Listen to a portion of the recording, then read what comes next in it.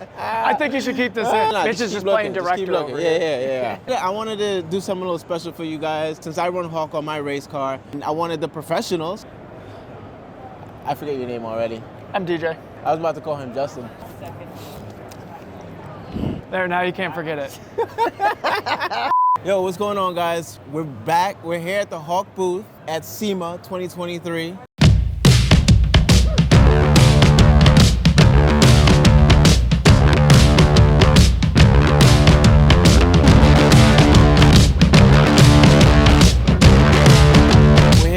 I'm DJ Alessandrini. I'm with Hawk Performance. All right, so first question. I personally run a staggered setup on my car. I run DCT 60s up front and DCT 30s in the rear. I think I was told that it's like a trail braking setup. But so my question is, why the 60 up front and why the 70 up rear in a staggered? And if you could break down like all four corners running the same. Yeah, you mean 30s, right? In the rear? Yeah, 30s. Oh, yeah. 30s in the rear. Yeah. So why 60s up front? Why 30s in the rear? Yeah, so I mean, when you're on the brakes, it's going to shift the weight of the car forward. So most of the grip of the car is going to be on the front, and most cars, unless it's mid-engine or rear engine like a Porsche, most of the braking is going to happen on the front. That's why if you look at your car, the bigger rotor is going to be on the front of the car. The front of the car is the one stopping most of the car. And depending on the car and the platform, you know, you might do it square, but with your car, the Evo, it's going to be 60 front, 30 rear, because we don't want the ABS wigging out because the rear is too grabby. This DTC 60 is a much higher friction than the 30. So as the weight shifts forward, you actually don't want to overload the rear tire. You'll get premature ABS, and that will limit the amount of brake pressure that can go into the total platform of the vehicle. And so you're going to play with the different friction levels to make sure you're getting optimal stopping for the vehicle. Right. And then also, when you're peeling the car into a corner and the weight's moving around the edge, you're probably, especially on that platform, you're going to be lifting the inside rear, and you don't want a super grabby pad to be dragging that tire across the road, have premature wear. Right. You'll start getting vibrations as like the sessions or race goes on. So you really want that lower friction in the rear, especially on a platform like an Evo. Right. And let's say if they ran it on like a square setup. Why a square setup in terms of, like you just mentioned, the bigger rotors up front and then the smaller rotors in the rear?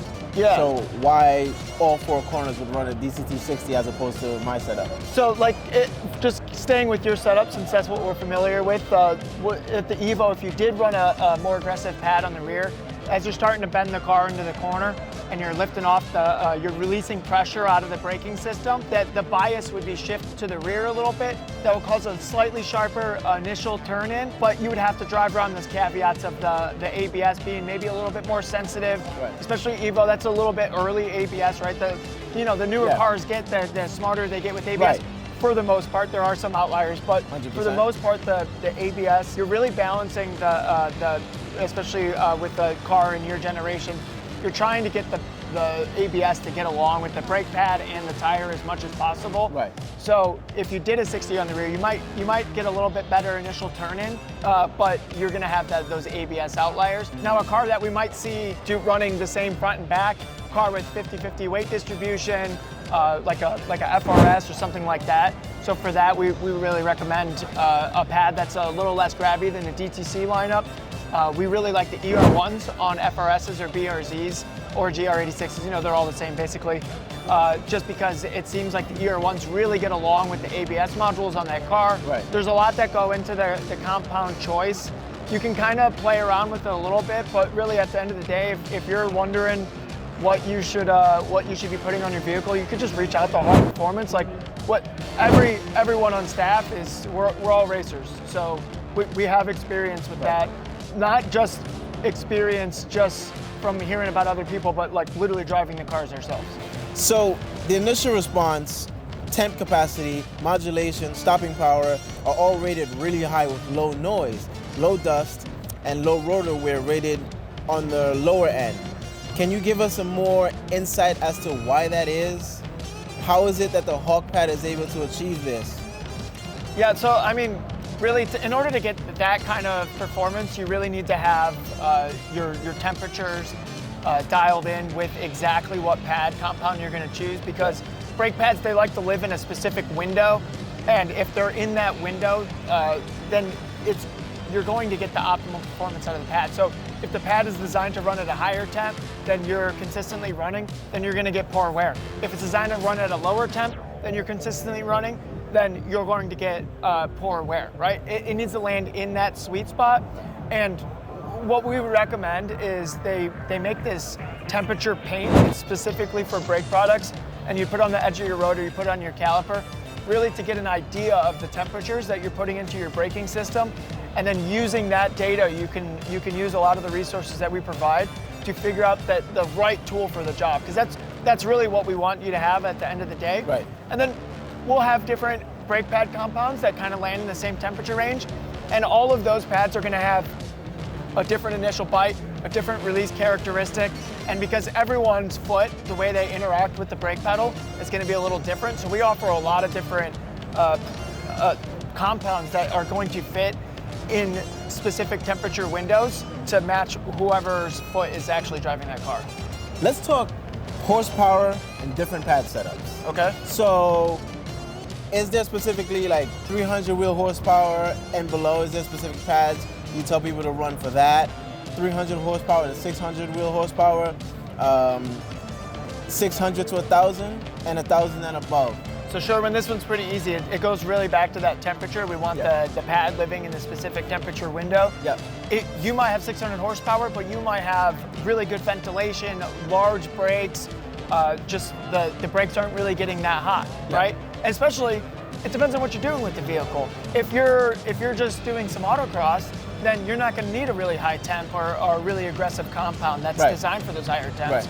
So again, figuring out what that temperature range is, that's what's going to matter most. I will say with the really high horsepower cars, the DTC lineup, so like DTC 60, 70, and then 80 for those real outlier cars, those tend to work best with those super high horsepower cars, because what the DTC pads are good at is that really strong initial bite, so it helps the driver with a lot of confidence when they're attacking the braking zones out on racetracks, where they know that the moment they're getting into the pedal, speed starts getting sucked out of the car, and that gives them a lot of confidence. It gives them the ability to really attack those braking zones. So you know it's going to stop. Right. So for those higher horsepower cars, we really recommend the DTC lineup, just because that initial bite is really confidence. What number among the higher horsepower cars?